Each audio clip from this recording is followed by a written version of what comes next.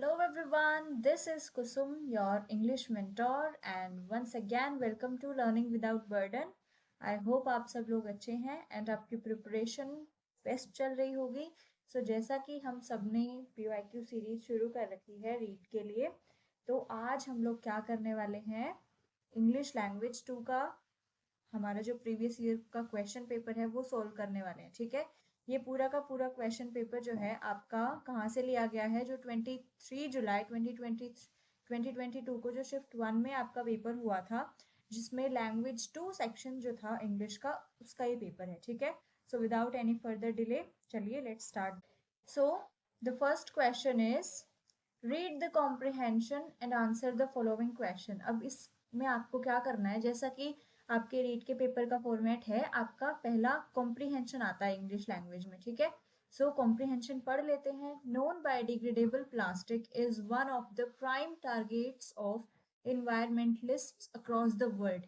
अब ये क्या कहना चाह रहा है कि जो नॉन बायोडिग्रेडेबल वेस्ट है, अब नॉन बायोडिग्रेडेबल क्या होता है, जिसको रिसाइकल नहीं किया जा सकता है ना, जिसको हम क्या नहीं कर सकते, दोबारा से रिसाइकल नहीं कर सकते, वो वेस्ट हो गया एक टाइप का, और जो कि हमारे इन्वायरमेंट के लिए क्या होगा, बहुत ही हानिकारक हो सकता है. ठीक है, ये जो नॉन बायोडिग्रेडेबल प्लास्टिक है, ये हमारे इन्वायरमेंटलिस्ट के लिए एक प्राइम टारगेट बन चुका है पूरे के पूरे वर्ल्ड में, अक्रॉस द वर्ल्ड, पूरे संसार में.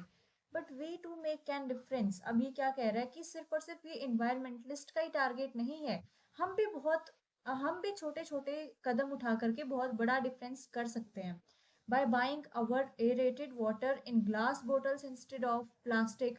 हम लोग जो है, जो पानी खरीदते हैं हम लोग, वो हम प्लास्टिक की बोटल्स की जगह ग्लास बोटल्स में खरीदना शुरू कर दें. By demanding glass milk bottles instead of plastic pouches. जो मान लो हम लोग दूध लेकर के आते हैं ना, वो प्लास्टिक पाउचेस की जगह हम वो मिल्क जो है बोटल्स में, ग्लास बोटल्स में लेना शुरू कर दें.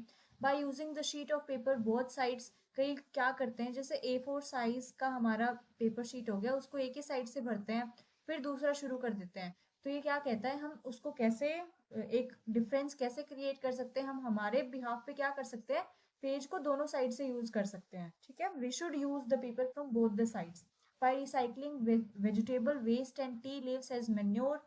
जो वेजिटेबल लीव्स हैं, सॉरी, जो वेजिटेबल का वेस्ट है, जैसे हम सब्जी बनाते हैं, जो सब्जी के बच जाते हैं, जो उनके रेजिड्यूज होते हैं वो, और जो टी लीव्स होती हैं, चाय पत्तियां होती हैं, उनको फेंकना नहीं चाहिए उनको, बल्कि क्या करना चाहिए, उनको मेन्योर में कन्वर्ट कर लेना चाहिए, मेन्योर में रिसाइकिल कर लेना चाहिए. ठीक है, the media can also play an enormously significant role in this respect. अब क्या कहता है, सिर्फ हमारा ही काम नहीं है ये, मीडिया भी बहुत अच्छा खासा रोल प्ले कर सकता है इस चीज में. मीडिया कौन, न्यूज़पेपर्स, टेलीविजन, ठीक है, न्यूज रिपोर्टर्स, ये लोग भी बहुत एनॉर्मस, एनॉर्मस का मतलब होता है बड़ा, सिग्निफिकेंट रोल यानी कि बहुत बड़ा रोल प्ले कर सकते हैं इस प्रोजेक्ट के लिए, इस रिस्पेक्ट में. ठीक है, नॉन बायोडिग्रेडेबल प्लास्टिक को रिसाइकल करने में, क्या करने में, लोगों को इंस्पायर करने में. ठीक है, it is not difficult to make a beginning. क्या कहता है कि बिगिनिंग करना यानी कि शुरू करना इतना ज्यादा मुश्किल नहीं है, हम छोटे छोटे प्रयासों से ही बहुत कुछ कर सकते हैं. It is far more taxing to sustain it, but the playoffs of sparing just a little thought to where our waste goes promise to make it worthwhile. हमें जो है इस चीज के ऊपर ध्यान देना चाहिए कि जो हम वेस्ट प्रोड्यूस कर रहे हैं, जो हमारी वजह से वेस्ट जनरेट हो रहा है, उसका आखिरकार हो क्या रहा है, वो कहाँ जा रहा है, और क्या वो सही जगह जा रहा है. Sometimes you see waste can kill. हमें पता ही है वेस्ट जो है किल कर सकता है. कैसे, क्योंकि मान लो हम लोग प्लास्टिक, मान लो हमने खाना बनाया और वो खाना बच गया, हम क्या करते हैं, उसको प्लास्टिक में रैप करके फेंक देंगे, गायों को डाल देंगे. अब हमें अगर वो फेंकना ही है, फेंकना तो नहीं चाहिए खाना, लेकिन मान लो अगर हमारे पास वो खाना बच गया, अगर हमें उसका रीयूज करना है तो हम क्या कर सकते हैं, अगर हमें वो खाना जो है, जो बच गया, अगर उसको रीयूज ही करना है तो हम क्या कर सकते हैं, उसको बिना प्लास्टिक में रैप किए क्या कर सकते हैं, गायों को सीधा डाल सकते हैं. अब वो गाय जो है, अगर प्लास्टिक में रैप है तो वो प्लास्टिक खाएंगे तो उनकी डेथ ही होगी ना, वो प्लास्टिक अगर उनके अंदर जाएगा, है ना। सो हमें पता लगता है कि हम देखते हैं बहुत सारे ऐसे इंस्टेंस देखते हैं, हम ऐसे चीजें देखते हैं, हम ऐसे एग्जाम्पल्स देखते हैं जहां पर वेस्ट जो है वो मार सकता है, वो जानलेवा हो सकता है, ठीक है। जैसे एग्जाम्पल मैंने आपको गायों का बता ही दिया। तो अब हमें ये कॉम्प्रिहेंशन पढ़ के क्या पता लग रहा है कि पूरा का पूरा ये जो हमारा कॉम्प्रिहेंशन है ये नॉन बायोडिग्रेडेबल वेस्ट पर है ना, नॉन बायोडिग्रेडेबल डिग्रेडेबल वेस्ट के ऊपर है ना। अब उसे कैसे रीयूज करना चाहिए, उसे कैसे रिसाइकिल करना चाहिए, सो उस टॉपिक के ऊपर ये आपका पैसेज है। तो चलिए क्वेश्चन पढ़ते हैं। पहला हमारा क्या कहता है, one of the prime targets of environmentalists across the world dash non biodegradable plastic. अब ऑप्शंस देखते हैं, आर, इज, वॉज और वर। अब ये क्या कह रहा है कि one of the prime targets यानी कि बहुत सारे टारगेट्स हैं इन्वायरमेंटलिस्ट्स के, लेकिन उनमें से एक एक की बात होगी ना यहाँ पर, यानी कि ये सिंगुलर सेंटेंस हो गया हमारा। सिंगुलर हो गया तो प्लूरल वर्ब के ऊपर क्रॉस कर दो, प्लूरल वर्ब्स नहीं आएंगी। देखो अब ये पूरा का पूरा पैसेज हमारा प्रेजेंट टेंस में है, पास्ट में नहीं है, तो पास्ट की भी वर्ब नहीं आएगी, प्रेजेंट वर्ब आएगी। So is the right answer. अब यहाँ पर भी पढ़े अगर, तो non biodegradable plastic is one of the prime targets, यहाँ पर भी इज है ना, तो is would be the right answer. Okay, next question देखते हैं क्या कहता है, we should carry cloth bag dash plastic bag. हमें क्या करना चाहिए, प्लास्टिक बैग की जगह क्या करना चाहिए, क्लोथ बैग यूज करना चाहिए, की बजाय। की बजाय यानी कि हमें यहाँ पे पता चल गया कि क्या आएगा, प्लास्टिक बैग की बजाय हमें क्लोथ बैग यूज करना चाहिए।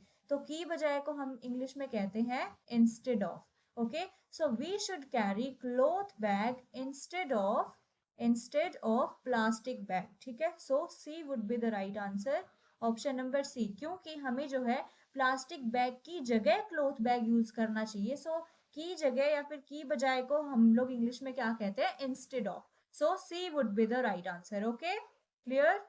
नेक्स्ट क्वेश्चन पर चलते हैं। नेक्स्ट क्वेश्चन आपसे क्या कहता है, the next question is common man dash media can play a significant role in this respect. अब देखो ये क्या कह रहा है कि इन दिस रिस्पेक्ट, कौन सा रिस्पेक्ट, यानी कि नॉन बायोडिग्रेडेबल वेस्ट, है ना। इसको जो है कैसे हम लोग क्या कर सकते हैं, रीयूज कर सकते हैं, कैसे रिसाइकिल कर सकते हैं, इस चीज के लिए लोगों में इंस्पिरेशन डालने के लिए, लोगों को इंस्पायर करने के लिए, लोगों को जागरूक करने के लिए कॉमन मैन के साथ साथ मीडिया एक सिग्निफिकेंट रोल प्ले करती है, ठीक है। यानी कि दोनों की बात हो गई यहाँ पर, कॉमन मैन यानी कि हम आम जनता, और साथ में मीडिया यानी कि दोनों की बात हो गई ना। सो वेयर एज नहीं आएगा, बट कोई यहाँ पर कॉन्ट्रास्ट शो थोड़ी ना कर रहा है, कॉमन मैन लेकिन मीडिया नहीं, बट भी नहीं आएगा, दो हालांकि ये भी नहीं आएगा। यहाँ पर दोनों को एक साथ जोड़ने के लिए हमें कोई चाहिए वर्ड, है ना, तो एज वेल एज आ जाएगा। या तो हो सकता था एंड, अगर एंड होता तो वो भी सही होता, लेकिन एंड हमारे पास ऑप्शन में नहीं है, तो एज वेल एज आ जाएगा। Common man as well as media, common man के साथ साथ मीडिया भी इस रिस्पेक्ट में, इस प्रोजेक्ट में एक सिग्निफिकेंट रोल प्ले कर सकती है, ठीक है। So C would be the right answer. I hope this one is clear to all of you. Let's proceed to the next question. ये आपके ग्रामर के ऊपर ही है, बहुत इजी क्वेश्चंस है। लैंग्वेज 2 जिन्होंने ऑप्ट किया है ये क्वेश्चंस उसके हैं, PYQs. Vegetable waste and tea leaves. अब देखो दोनों की बात हो गई ना, वेजिटेबल वेस्ट भी और टी लीव्स भी, यानी कि एक से ज्यादा चीजें हो गई, दो चीजें हो गई, तो सिंगुलर हमारी वर्ब तो नहीं आएगी, इस तो नहीं आएगा, वॉज भी नहीं आएगा, क्योंकि दोनों सिंगुलर हो गई। डैश रिसाइकल्ड इनटू मैन्योर, की वेजिटेबल वेस्ट और टी लीव्स दोनों के दोनों क्या हो सकती हैं, रिसाइकल हो सकती हैं मैन्योर में, खाद में, इन दोनों को रिसाइकल किया जा सकता है, ठीक है। तो इफ नहीं आएगा, इफ तो कैसे भी पॉसिबल नहीं है, कैन भी आ सकता है। Vegetable waste and tea leaves can be recycled into manure. Vegetable waste और टी लीव्स को किसमें रिसाइकल किया जा सकता है, खाद में, मैन्योर में रिसाइकल किया जा सकता है, ठीक है। I hope this is clear. Let's proceed to the next question. अगला क्वेश्चन हमसे क्या कहता है, small efforts can dash a big difference in reducing plastic waste. अब देखो पढ़ के हमें क्या पता चल रहा है कि कहता है छोटे छोटे एफर्ट भी क्या कर सकते हैं, प्लास्टिक वेस्ट को रिड्यूस करने में, प्लास्टिक वेस्ट को कम करने में बहुत बड़ा डिफरेंस बना सकते हैं, बहुत बड़ा डिफरेंस ला सकते हैं, है ना। तो मेक आ जाएगा कैन, और ऊपर से कैन के साथ, कैन एक मॉडल है और मॉडल्स के साथ हमेशा वर्ब का फर्स्ट फॉर्म लगता है, तो मेड तो आएगा ही नहीं, हमें पता है कि भाई बना सकते हैं। स्मॉल एफर्ट्स कैन मेक, या तो मेक आना चाहिए या मेड आना चाहिए, क्योंकि बनाने के ही सेंस में ये हमारा सेंटेंस आया है। तो मेड क्यों नहीं आया, क्योंकि हमारा मॉडल के साथ वर्ब का फर्स्ट फॉर्म लगता है। Small efforts can get, get भी नहीं आएगा, टेक, टेक भी नहीं आएगा, मेक आ सकता है भाई। मेक अगर हम लोग यहाँ पर लगा देंगे तो बिल्कुल सही सेंस बनेगा सेंटेंस का। अगर हम पढ़ के देखेंगे, small efforts can make a big difference in reducing plastic waste, कि छोटे छोटे एफर्ट्स भी प्लास्टिक वेस्ट को कम करने में बहुत बड़ा डिफरेंस ला सकते हैं, बहुत अच्छा खासा रोल प्ले कर सकते हैं। ठीक है, so here make would be the right answer. अगला क्वेश्चन क्या कहता है, सुटेबल टाइटल क्या हो सकता है इस पैसेज के लिए। अब हमें इसमें टाइटल बताना है। टाइटल, अब देखो, अर्बन लाइफ यानी कि शहर की लाइफ का तो कोई जिक्र इसमें नहीं किया है। पोल्यूटेंट्स, पोल्यूटेंट्स क्या होते हैं, जिनकी, वो हमारे एलिमेंट्स, दोज एलिमेंट्स जिनकी वजह से पोल्यूशन क्रिएट होता है, तो पोल्यूटेंट्स का भी कोई जिक्र नहीं आया। वेस्ट एंड मीडिया, हाँ वेस्ट का भी जिक्र है और मीडिया का भी जिक्र है, लेकिन मीडिया का इतना जिक्र नहीं है पूरे के पूरे पैसेज में। तो इससे ज्यादा बेटर ऑप्शन आपका वेस्ट मैनेजमेंट हो जाएगा, क्योंकि पूरे पैसेज में वेस्ट मैनेजमेंट की तो बात करी है ना, कि वेस्ट को कैसे मैनेज करना चाहिए, कौन कौन वेस्ट मैनेजमेंट में अच्छा खासा रोल प्ले कर सकता है, कौन इसके लिए रोल मॉडल हो सकता है। तो वेस्ट मैनेजमेंट जो है सबसे ज्यादा सटीक आंसर रहेगा, सटीक सबसे ज्यादा क्या रहेगा, टाइटल रहेगा इस पैसेज के लिए। So waste management would be the right answer. Okay, next question क्या कहता है, in order to reduce plastic waste, plastic waste को कम करने के लिए plastic pouches can be dash by glass milk bottles, glass milk बोतल से क्या किया जा सकता है, रिप्लेस किया जा सकता है, यानी कि उनसे बदला जा सकता है ना। प्लास्टिक पाउचेस की जगह ग्लास मिल्क बोटल्स यूज करी जा सकती हैं प्लास्टिक वेस्ट को कम करने के लिए, है ना। कैन बी यूज्ड, यूज्ड तो यूज से ज्यादा बेटर ऑप्शन हमारे पास रिप्लेस है। स्टोर तो नहीं आएगा, स्टोर तो नहीं करेंगे प्लास्टिक पाउचेस को। बाकी क्या आना चाहिए यहाँ पर, plastic pouches can be replace, replace का मतलब क्या होता है, बदल देना, है ना। यूज्ड क्यों नहीं आएगा, क्योंकि यूज्ड के साथ बाय नहीं आता ना। Plastic pouches can be used, अगर इतना होता तो हम यूज कर सकते थे, लेकिन ग्लास मिल्क बोटल्स के साथ इसने रिलेशन शो कर दिया, तो प्लास्टिक पाउचेस तो रिप्लेस ही हो सकते हैं ग्लास मिल्क बोतल से। So B is the most suitable answer for this question. ठीक है, I hope this is clear. Okay, next question क्या कहता है, अब हमारे पैसेज के जो क्वेश्चन थे, पैसेज के बेस पे सिर्फ 7 ही क्वेश्चन थे, वो हमारे यहाँ पर पूरे हो गए हैं। ठीक है, नेक्स्ट क्वेश्चन जो है आपका ग्रामर से, लिटरेरी डिवाइसेस से आ गया है। नेक्स्ट क्वेश्चन जो है आपका वो लिटरेरी डिवाइसेस से लिया गया है। अब लिटरेरी डिवाइसेस का दूसरा नाम क्या होता है, लिटरेरी डिवाइसेस को हम पोएटिक डिवाइस भी कह सकते हैं। अब आप बोलोगे मैम पोएटिक डिवाइस क्या होते हैं, आपने, हो सकता है कुछ बच्चों के लिए पोएटिक डिवाइस नया हो, लेकिन अलंकार तो किसी के लिए नया नहीं होगा ना, अलंकार तो बचपन में सबने ही पढ़े हैं। तो अलंकारों को ही हम इंग्लिश में पोएटिक डिवाइस कह देते हैं। अब देखो, स्लिदरी, स्लाइडरी, स्केली, ओल्ड स्नेक। अब इस पूरे के पूरे सेंटेंस में कौन सा लिटरेरी डिवाइस है, कौन सा पोएटिक डिवाइस है, कौन सा अलंकार है। देखो, हमने हिंदी में पढ़ा था अनुप्रास अलंकार, जब एक ही वर्ण की आवृत्ति बार बार होती है तो वो अनुप्रास अलंकार होता है। इसमें नहीं दिख रहा, स्लिदरी स, स्लाइडरी स, स्कैली स, है ना, स्नेक स, एस, एस हमारे कॉन्सोनेंट की साउंड बार बार रिपीट हो रही है ना, एस रिपीट हो रहा है, तो एलिट्रेशन हो जाएगा, अनुप्रास अलंकार हो जाएगा। अनुप्रास को इंग्लिश में एलिट्रेशन कहते हैं। ठीक है, सो एस कॉन्सोनेंट की साउंड जो है बार बार रिपीट हो रही है, इसलिए इसमें कौन सा पोएटिक डिवाइस आ जाएगा, एलिट्रेशन आ जाएगा। ठीक है, so option number C would be the correct answer. Okay, alliteration, अनुप्रास अलंकार। वाई, क्योंकि स की हमारी क्या हो रही है, साउंड रिपीट हो रही है। ओके, नेक्स्ट क्वेश्चन पे चलते हैं। नेक्स्ट क्वेश्चन आपसे क्या कहता है, the literary device present in the line I am as quick as cheetah, इसने क्या बोल दिया कि चीता और मैं, हम दोनों जो हैं सेम टू सेम स्पीड के हैं, मैं भी उतना ही तेज दौड़ता हूँ, चीता भी उतना ही तेज दौड़ता है। ठीक है, तो इसने अपना कंपैरिजन शो कर दिया, इसने अपना खुद का और चीता का कंपैरिजन कर दिया ना, कि मैं उतना ही तेज हूँ, मैं उतना ही क्विक हूँ जितना चीता है। और मैंने आपको बता रखा है कि सिमिली में और मेटाफर में क्या डिफरेंस होता है, मेटाफर में दोनों ही कंपैरिजन में आते हैं। अगर कहीं पे कंपैरिजन किया गया है, किसी सेंटेंस में कंपैरिजन शो किया गया है, तो या तो सिमिली आएगा या फिर मेटाफर आएगा। अब आपको पता कैसे चलेगा कि सिमिली आएगा या मेटाफर? अब कंपैरिजन अगर एज और लाइक की मदद से किया गया है, अगर आपके कंपैरिजन में कंपैरेटिव वर्ड्स यूज हो गए जैसे एज और लाइक, तो क्या हो जाएगा? तो सिमिली आ जाएगा। ठीक है, लेकिन बिना किसी कंपैरेटिव वर्ड को यूज किए अगर कंपैरिजन शो कर दिया, जैसे सीधा बोल देता ना यहाँ पे आई एम चीता, तो इसमें कंपैरिजन तो इसने शो किया ही है, अपना और चीता का कंपैरिजन तो किया है, लेकिन इसमें इसने डायरेक्ट बोल दिया कि मैं ही चीता हूँ, कोई as like comparative word use नहीं किया, तो इसमें मेटाफर होता। लेकिन देखो यहाँ पर इसने एज का यूज कर लिया ना, एज का यूज कर लिया है, तो ऑब्वियसली एज का यूज किया है तो इसमें सिमिली आ जाएगा। क्यों? क्योंकि अगर कंपैरिजन एज और लाइक की मदद से होता है, कंपैरेटिव वर्ड्स की मदद से होता है, तो उसमें सिमिली पोएटिक डिवाइस आता है। ठीक है, तो इसमें एज आ गया तो कौन सा पोएटिक डिवाइस हो जाएगा? यहाँ पर सिमिली हो जाएगा।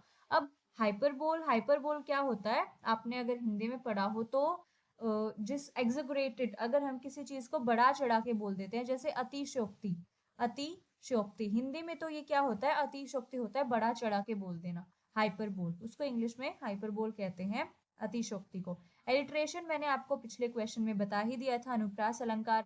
सटायर क्या होता है? व्यंग, हास्य व्यंग। अगर हम किसी के ऊपर मान लो कटाक्ष करते हैं, व्यंग करते हैं, तो वो सटायर होता है। ठीक है, इसको हम ह्यूमर के सेंस में भी यूज कर सकते हैं, ठीक है, हंसी मजाक में, और हम इसको आयरनी में भी यूज कर सकते हैं। ठीक है, सो इसमें क्या आएगा? कौन सा लिटरेरी डिवाइस आएगा? सिमिली आएगा। क्यों? क्योंकि कंपैरिजन शो किया गया है एज की मदद से। ठीक है, नेक्स्ट क्वेश्चन क्या कहता है आपसे?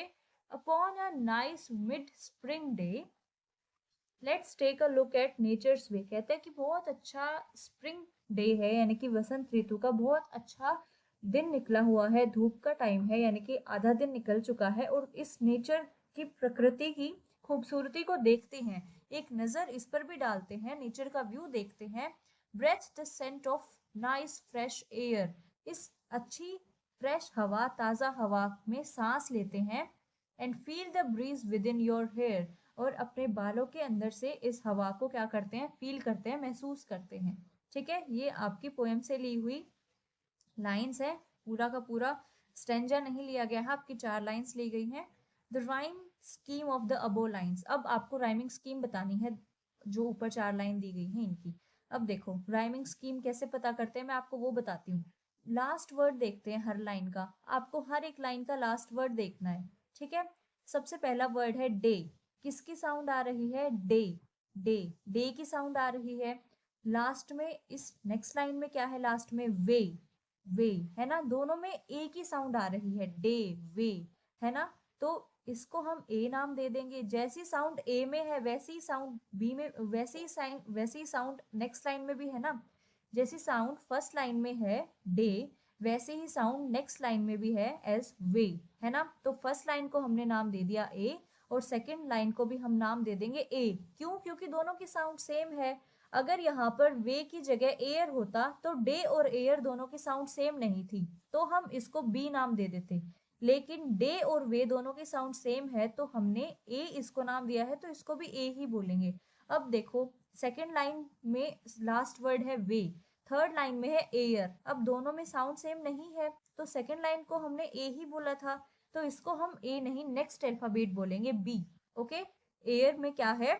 वे की तरह साउंड नहीं है, वे अलग साउंड थी, एयर अलग साउंड है, तो एयर को हम क्या दे देंगे? बी नाम दे देंगे। नेक्स्ट लाइन पढ़ेंगे तो लास्ट वर्ड क्या है? हेयर, एयर जैसी साउंड ही हेयर में है, तो फोर्थ लाइन भी क्या है? बी। ओके, फोर्थ लाइन में भी सेम ही साउंड है, तो जो नाम हमने थर्ड लाइन को दिया था वही हम फोर्थ लाइन को दे देंगे। सो डे वे इन दोनों की साउंड सेम है तो ए ए, एयर हेयर इन दोनों की साउंड सेम है तो B B, A B B. ये साउंड, ये देखिए कहाँ पर है rhyming scheme? A B B, first option. A B नहीं है, ए बी नहीं है, ए बी नहीं है, तो इस आपके 4 लाइंस की राइमिंग स्कीम क्या हो जाएगी? A B B. क्यों? क्योंकि फर्स्ट और सेकंड लाइन में सेम है लास्ट वर्ड्स का साउंड, और थर्ड और फोर्थ लाइन में भी लास्ट वर्ड का साउंड सेम है। ठीक है, समझ आया आई होप आप सबको ये। तो नेक्स्ट क्वेश्चन पर चलते हैं। नेक्स्ट क्वेश्चन आपसे क्या कहता है? All the little cornflakes were so excited. अब little cornflakes, कॉर्न क्या होता है? मक्का, है ना, यानी कि मक्का के छोटे छोटे जो दाने हैं, कॉर्नफ्लेक्स हैं, वो छोटे छोटे मक्का के दाने, वो बहुत एक्साइटेड हैं। अब एक्साइटेड होना किसकी कैरेक्टरिस्टिक है? एक्साइटेड होना is characteristic of human beings, है ना, ह्यूमन बींग्स की कैरेक्टरिस्टिक है। हम इंसान क्या होते हैं? खुश होते हैं, एक्साइटेड हो जाते हैं। कॉर्नफ्लेक्स क्या है? ये नॉन लिविंग थिंग है ना, नॉन लिविंग थिंग्स है। अब इन्होंने क्या बोल दिया कि कॉर्न लिटिल फ्लेक्स क्या हो रहे हैं? एक्साइट हो रहे हैं, वो बहुत ज्यादा एक्साइटेड थे। They were getting to come out and play, वो क्या थे? वो बाहर आ रहे थे और खेल रहे थे। They were coming out and play, ठीक है, ऐसा लग रहा था कि वो बाहर आएंगे और खेलने लग जाएंगे। अब हमें साफ साफ पता चल रहा है नॉन लिविंग थिंग्स हैं कॉर्नफ्लेक्स। कॉर्नफ्लेक नॉन लिविंग है और उनको कैरेक्टराइज कैसे कर दिया? ह्यूमन बीइंग की क्वालिटी से कैरेक्टराइज कर दिया, है ना। ह्यूमन बीइंग का काम है एक्साइट होना, हम लोग एक्साइटेड होते हैं। मक्का के दाने कैसे एक्साइट हो सकते हैं? तो सीधा सीधा हमें पता चल रहा है इसको पर्सोनिफाई किया गया है कॉर्नफ्लेक्स को, ठीक है। सो मानवीकरण हिंदी में बोल देंगे। मानवीकरण अलंकार क्या होता है? जब किसी नॉन लिविंग वस्तु को, नॉन लिविंग थिंग को, जब लिविंग थिंग की कैरेक्टरिस्टिक दी जाती है, ठीक है, तो उसी को मानवीकरण को हम इंग्लिश में क्या बोलते हैं? पर्सोनिफिकेशन बोल देते हैं। सो यहाँ पर पर्सोनिफिकेशन किसका किया गया है? नेक्स्ट क्वेश्चन में यही बोला है कि what is personified in the above lines. इन ऊपर वाली लाइंस में पर्सोनिफाई किसको किया गया है? किसका मानवीकरण शो किया गया है? कॉर्नफ्लेक्स, मक्का के दाने ना। सो कॉर्नफ्लेक्स कहाँ पर है? C option, C would be the right answer. किसका मानवीकरण किया गया है? किसको पर्सोनिफाई किया गया है? कॉर्नफ्लेक्स को। क्यों? क्योंकि कॉर्नफ्लेक ही क्या कर रहे हैं? बाहर आ रहे हैं, जैसे खेल रहे हों, और वो ही एक्साइटेड थे, ठीक है। So C would be the right answer. Next question क्या है? A mournful poem typically a lament for the dead. Lament क्या होता है? रोना, रोना या फिर विलाप करना। अब ये क्या कह रहा है क्वेश्चन कि जब कोई मर जाता है तो जो शोक, मोर्न होता है शोक, जब कोई मर जाता है तो दुख में, शोक में लिखी गई पोएम क्या कहलाती है? उसको हम लोग एलेजी कहते हैं। ऑप्शन नंबर 4, किसी की डेथ पर लिखी गई पोयम एलिजी कहलाती है, ठीक है। मैंने आपको प्रीवियस जो वीडियोस हैं उनमें भी करवाया था। एलिजी क्या होती है? एक सैड पोयम, किसी के मरने पर लिखी गई पोयम को हम एलिजी कहते हैं। सोनेट क्या होता है? Sonnet is a poem of 14 lines. 14 lines की पोयम को हम क्या कहते हैं? सोनेट कहते हैं। विलियम शेक्सपियर आपकी बहुत सारी सोनेट्स लिखा करते थे। सोनेट्स के आपके फेमस राइटर कौन हो जाएंगे? William Shakespeare. ओके, सोनेट क्या होती है? These are poem of 14 lines. Comedy आपको पता ही है, हंसी, और ड्रामा क्या होता है आपका? नाटक। ओके, सो मोurnful पोएम क्या होती है? यानी कि उदासी में लिखी गई पोएम, किसी की डेथ पर शोक, वो पोएम आपकी क्या कहलाती है? एलेजी कहलाती है, ठीक है। So option number 4 will be the right answer. Next question आपसे क्या कहता है?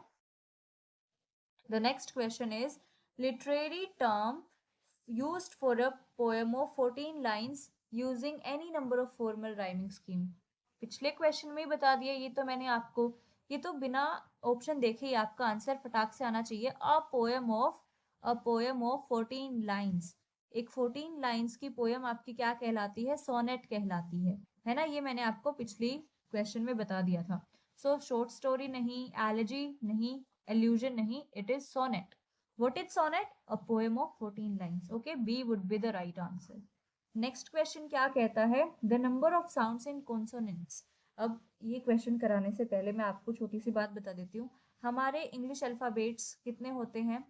How many alphabets do we have? 26, right. और फोनेटिक्स के अंदर जो है, फोनेटिक्स के अंदर इन 26 अल्फाबेट्स में 44 साउंड्स होती हैं। अब आप बोलोगे कि मैम 26 तो टोटली अल्फाबेट्स है, उनके 44 साउंड्स, तो हाँ, 26 अल्फाबेट्स में से हमारे पास 5 हमारे क्या होते हैं? वोवल होते हैं, और 21 कॉन्सोनेंट्स होते हैं, है ना। 21 कॉन्सोनेंट्स एंड 5 वोवल्स। अभी 5 वोवल क्या करते हैं? 20 टाइप के साउंड्स प्रोड्यूस करते हैं, और बाकी के जो 21 कॉन्सोनेंट हो गए, ये 24 टाइप्स ऑफ साउंड प्रोड्यूस करते हैं। अब 24 प्लस 20 मिला करके 44 साउंड्स हो गए, ठीक है। सो अगर कोई पूछ ले कि इंग्लिश अल्फाबेट में कितने साउंड्स होते हैं, तो आप बोलिएगा 44। अगर आपसे पूछ ले कोई वोवल्स में कितने साउंड होते हैं, तो आप बोलिएगा 20। अगर कोई अलग से पूछ ले कॉन्सोनेंट में कितने साउंड होते हैं तो आप बोलिएगा 24, ठीक है। So the number of sounds in consonants is, कहाँ पर है option, 10, 21, 44, no 24, okay. So C would be the right answer, ठीक है, समझ गए। How many sounds are there in English alphabet, तो आप क्या बोलेंगे, we have 44 sounds in English alphabets. अगर वोवल्स में पूछे तो 20, कॉन्सोनेंट में पूछे तो 24, okay. I hope this is clear. Let's proceed to the last question of today's class. Last question आपसे क्या कहता है, last question is who knows why the cold winds blow, किसे पता है, कौन जानता है कि ठंडी ठंडी हवाएं क्यों बहती हैं। अब इस आपको क्वेश्चन में, इस सेंटेंस में आपको लिटरेरी डिवाइस बताना है, आपको अलंकार बताना है, पोएटिक डिवाइस बताना है।